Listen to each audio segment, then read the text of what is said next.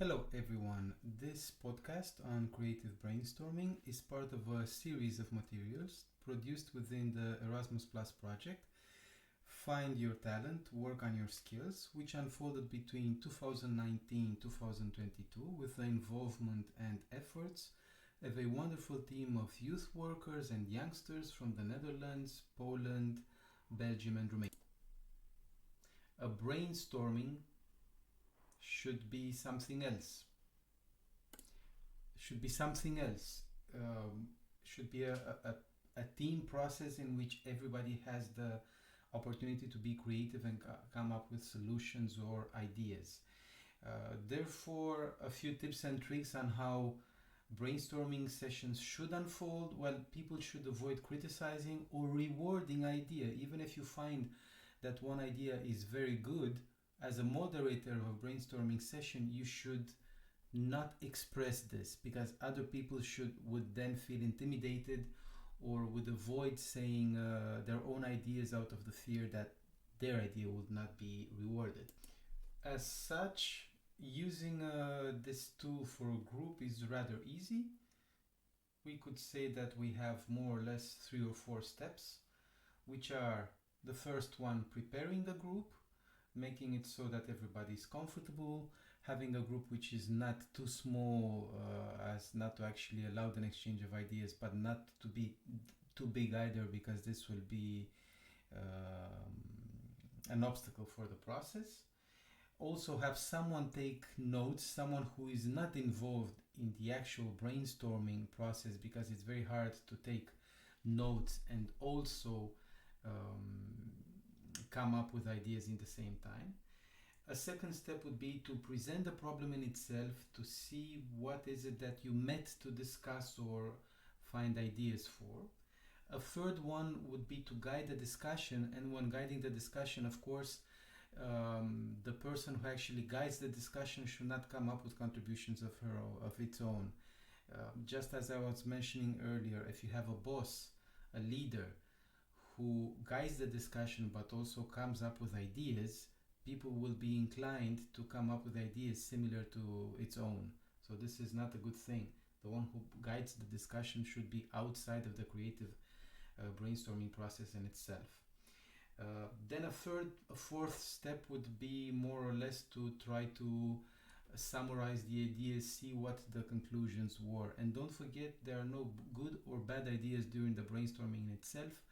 After you have all these ideas, you start to put them in clusters, or to try to see which ideas are more similar to each other, which ones could be used further.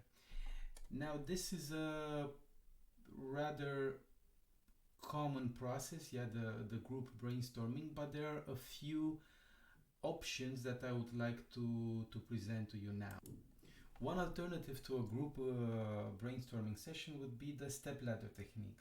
What is the stepladder technique? Well, basically you have groups of, let's say, 2 or 3 people at the beginning, and each of these groups has about 5-7 minutes to discuss on a topic, the topic of the brainstorming session. And after these, let's say, 7 minutes, a third person who just reflected individually on the problem joins in the group and presents its own ideas without previously listening the ideas of the members of the group. In this way, there will be basically an additional member coming with new ideas that maybe the group that already existed have previously thought about or not.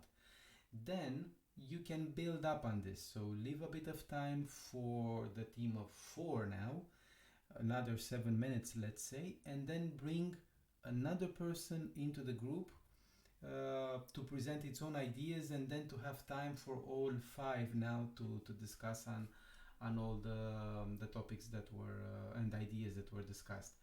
This also has another advantage, which is that basically you can have 4 or 5 groups simultaneously working and coming up with ideas for the brainstorming session, and then at the very end you meet all 4 or 5 teams and discuss on their findings.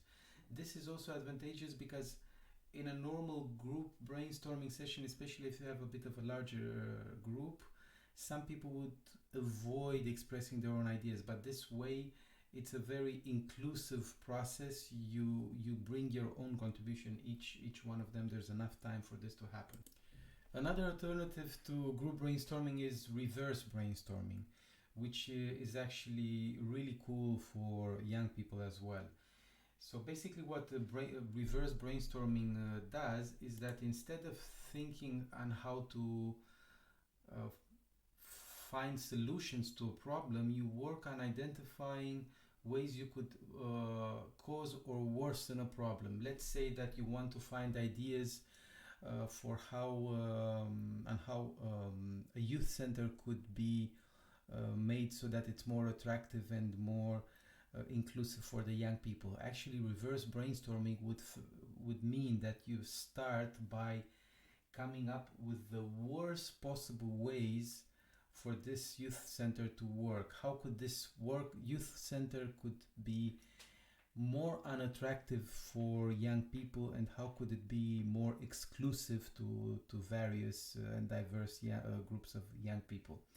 And once you come up with these bad ideas, let's say, you go in reverse and you try to actually make them positive and try to actually come up with solutions instead. For example, let's say how you could make the waiting room of a doctor as bad as possible for the patients. Yeah, this could be an example. And some ideas that came up when we actually used this exercise were just to come up with examples. One answer was to have the patients buy for the water, have no signs at the entrance with a schedule, and many others. And basically when we took them to a positive note, when we did the actual reverse exercise, of course we said there should be a water tap or bottled water there should be a clear agenda on the wall, and so on. Okay, another possible variant for the brainstorming exercise would be the chariot procedure. The chariot procedure is quite simple. Instead of having a brainstorming, let's say, with 40 people, which could prove rather difficult and lots of individuals would be left out, you split the group. So basically you present the problem to everyone, and then you split the team in, let's say, groups of 10 people each. And within this group there will be an additional person to the group that will take notes, and another one that will guide the discussions. And each of these groups simultaneously come up with ideas for the problem at hand.